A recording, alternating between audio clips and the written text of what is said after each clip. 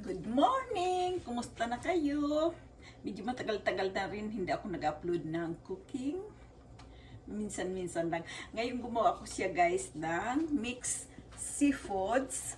Ayan siya.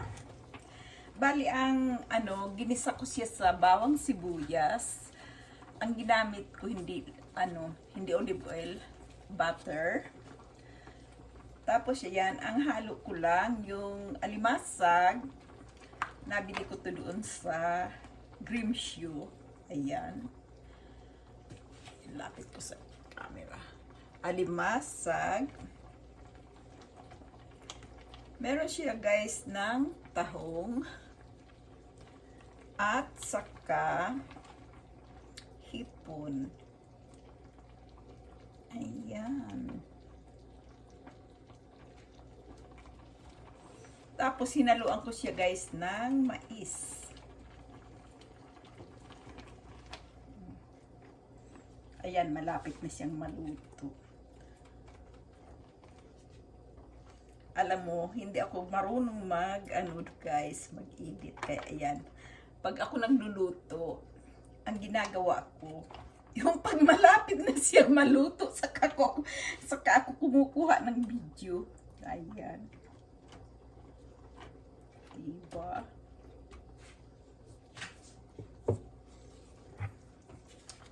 Pakuluan natin. At medyo malapit na rin siyang maluto.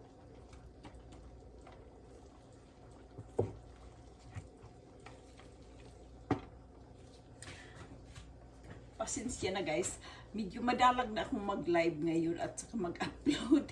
Medyo busy lang kasi nasa yung aking mister nasa hospital, na siya.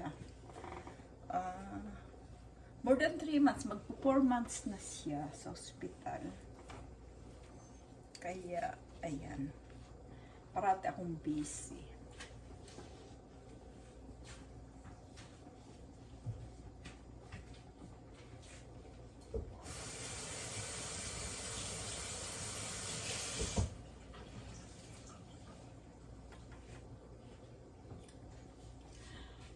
Regards dyan sa mga kaibigan natin, mga kapwa ng Facebook at saka ng YouTube.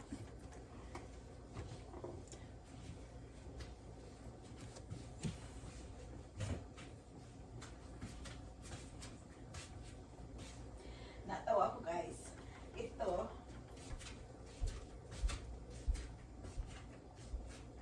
yung naglalaro ng bingo yung mister ko doon sa hospital. Minsan kinukuha sila ng rec. Nanalo siya. Tawa ako ng tawa. Tapos ito may yung gumagalaw ba? Yung pinanalan. Tapos may isa pa. Bali 3 pala yung, bali 4. Nasa gayon isa. Ito, umaano siya guys. Diba yung Ayan. Ayan. Tawa ko ng tawa, parang tatawa. Parang diba?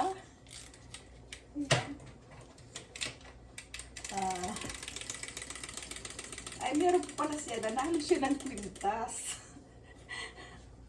Sabi ko nung nasa lads siya, hindi siya naglalaro ng bingo, yung pinanalunan niya yan. Ayan guys. Oh. Tapos meron pa, may isa pa. Kita ko sa inyo.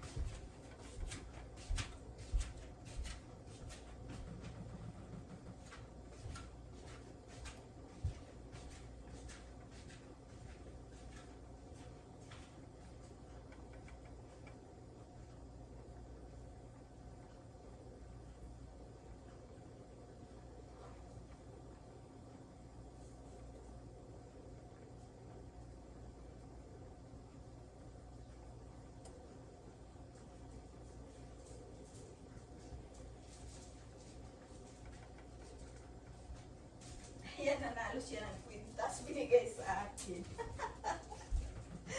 Ayan, guys. Ayan, yung pinanalulan niyang kwintas. Tuwan-tuwa naman ako, tingnan nyo.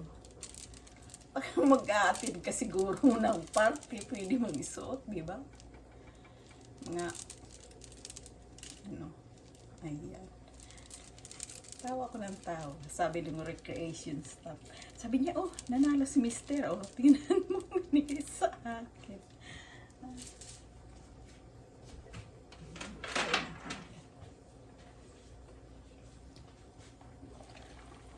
Sa ngayon, nasa yung aking mister ngayon, nasa Grand Prairie. Medyo malayo yun sa amin, guys. Kaya, yun ang nahihirapan ako pag yung pagdadalaw sa kanya. Kasi 3 hours yun ang biyahe papunta doon. Eh, alam nyo naman, hindi ako nagda-drive, diba? Kaya yun ang mahirap.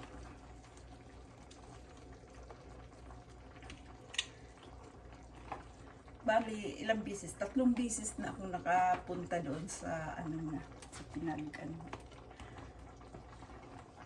lipatan sa kanya. Pero ibabalik naman to yun dito sa amin. Pinapalitan lang yung mga gamot niya. Hindi ko alam kung kailan siya makakabalik dito sa amin. Diba? Ngayon, pag may mga pumupunta doon ng mga Pilipina, ay nung last week, yung isang puti, katrabaho ko, pumunta sila. Sumama ako.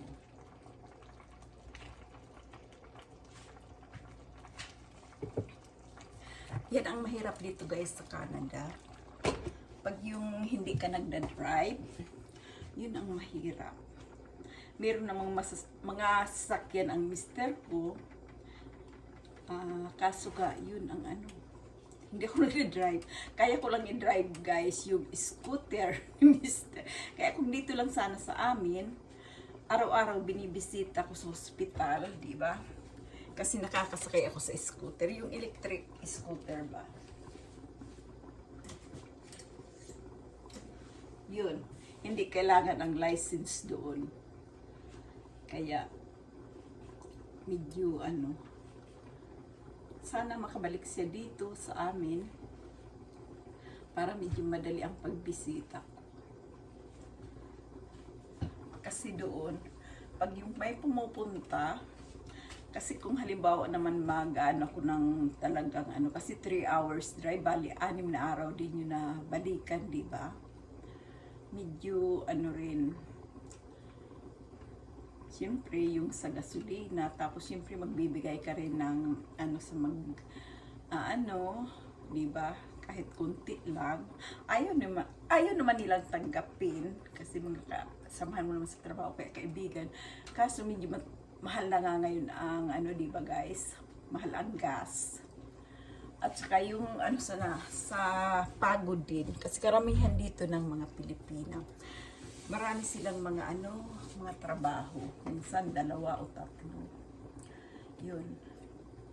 Kaya abala din.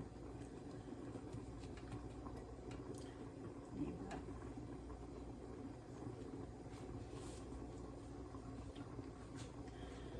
Sana nga bago man lang sana hindi naman si magtagal doon ng matagal at yun. Tinanong ko naman nung pumunta kami doon last Monday. Sabi ko, kumusta ka naman dito? Sabi niya, okay lang. Sabi ko, pasensya ka na kasi hindi ako pwedeng dumalaw parati kasi hindi nga ako nag-drive. No, naiintindihan niya naman.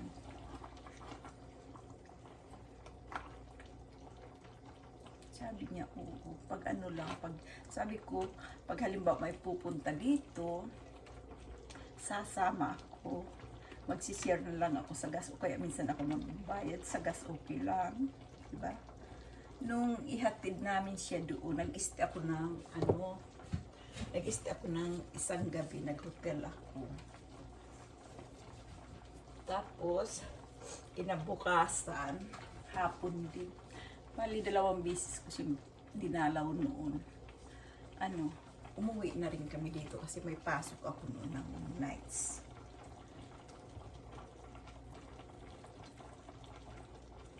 Kaya guys, kung kayo may balak pumunta dito sa Canada, talagang kailangan pursigin nyo na mag-ano kayo, mag-aral mag-drive, diba? Kasi mahirap guys. As in mahirap. Hindi ka marunong. Ano, ayan yung ano. Ayan, may mais siya. Lagyan ko siya mais. Yan, malapit na siya guys na maluto. Tulaan ko pa yan ng ilang minuto.